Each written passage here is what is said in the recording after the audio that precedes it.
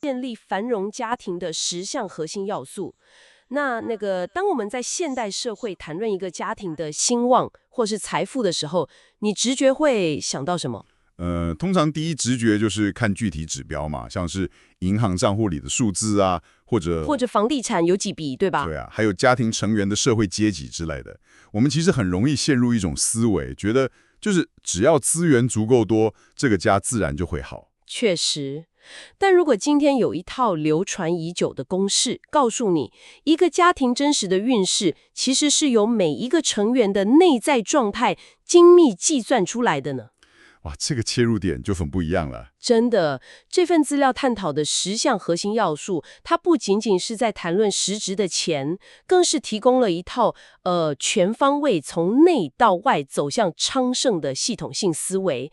我们今天的任务就是要带你看透这套思维背后的运作逻辑。没错，当我们仔细去阅读这份关于家道昌盛的文献时，你会发现它其实是在拆解一个微观的生态系统。生态系统这个词用得很好。对，就是在这个系统里面，文献把家庭的整体福分跟每一个成员的个人状态还有责任紧密绑在一起，这是一种高度系统化的组织思维。他不把家庭的成功归咎于单纯的运气，也不觉得单凭一个人的拼搏就能撑起整个家的长治久安。他是把家庭看作一个各司其职、互相牵动的复杂网络。好，我们来拆解一下这个概念。这份资料之所以叫做10项核心要素，是因为它把家庭的繁荣具体量化成了10个支柱嘛。对的。我们首先来看构成这个系统硬体架构的前4个要素。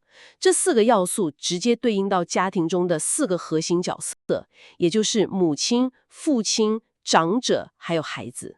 这4个基本角色，资料里写的非常明确哦。母亲的状态决定了家庭的福气，父亲的状态决定了家庭的卤味，也就是地位跟实质资源。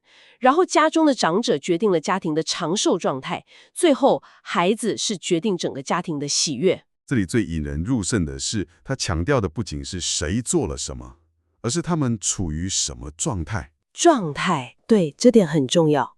这是一个非常深刻的洞见，而且精准点出了我们现代人常有的盲点。我们现在常常有一种迷思啦，以为只要家里有一个人特别会赚钱，一人得道鸡犬升天那种感觉。没错，就是觉得只要某个人有极高的社会地位，就能把整个家庭的运势拉抬起来。我们太看重禄位这个单一指标了。真的，大家都只看禄位。但这份资料其实打破了这种单打独斗的英雄主义迷思，它